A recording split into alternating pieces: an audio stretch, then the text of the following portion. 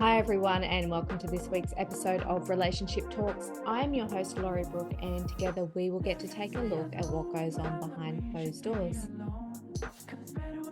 Today is another solo episode, and I wanted to talk about goodwill.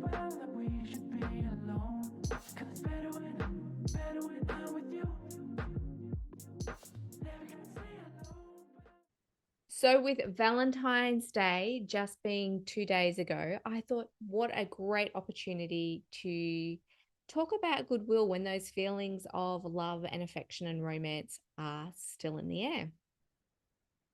Now, I'm not one to go down the path and really celebrate Valentine's Day. That's just not something that I have done. I do, or that my partner and I do. But it's still a great time that reminds us of, I suppose, that connection, that romance, that love that we can create and ways that we can go about, I suppose, making sure that we're continuing to create that connection on a day-to-day basis. Now, Valentine's Day is very much a day that's full of chocolates and roses and cards and over the top affection. But what can we do just from a general perspective? When it's a normal Monday and we're getting ready for work and we don't want to be going to work, what can we do to try and make sure that things are still going well between us? It can be as simple as getting up and making the other person a cup of coffee in the morning, or, you know, putting toothpaste on their toothbrush whilst they're getting ready. It's those little things that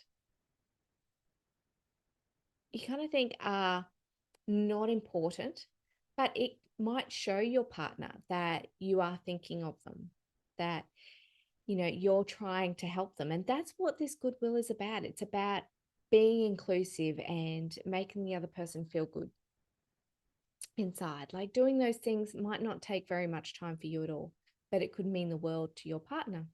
So, what are other ways that we can create this goodwill on a day-to-day basis?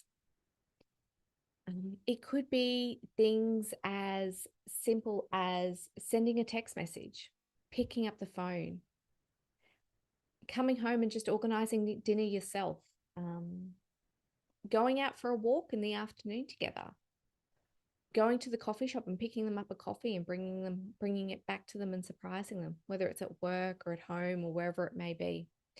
It could be coming home and seeing there's washing on the line, so taking it off, or taking the rubbish out, sitting down and watching a movie that they want to watch at night. There's so many different ways that we can create that goodwill.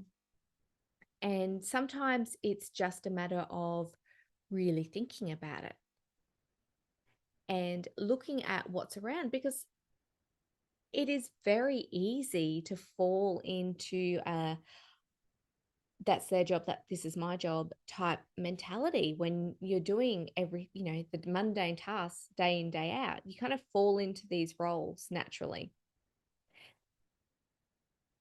And so to take that time and go, oh, hang on, I could do that.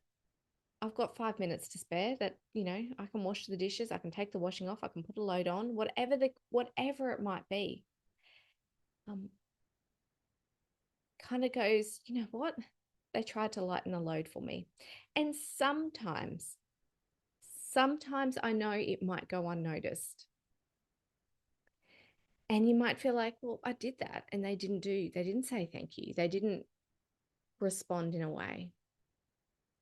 But that could also be a sign that they've got so much going on up top that they kind of went, oh, that's been done, tick that off the list. And they haven't been able to give it the mental space and time to actually go, that was a really nice thing that they did for me, and thank you. So then maybe look at what else you could do, or maybe have the conversation and go, I tried to help you today by doing that. Was that okay? Or would you like me to do something different next time? It's also really important, though, that it's not just jobs that you're helping with when it comes to goodwill. It's doing those little things that really make the other person feel good.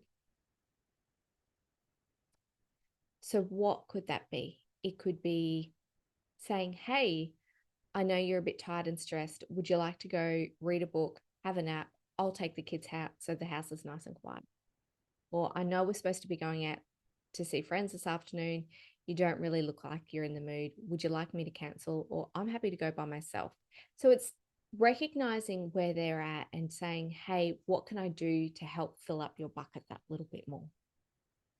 And it's really important that we do that often, because that is what keeps those relationships going in the times when things are going downhill. Those times when you're feeling tired and stressed and overwhelmed and the conflict cycles kicked in, that's when you draw on that goodwill. That's when you kind of go, I know this is just a rough patch, but there's still stuff there. And you can draw on that bank account to help top the relationship up in the time of need.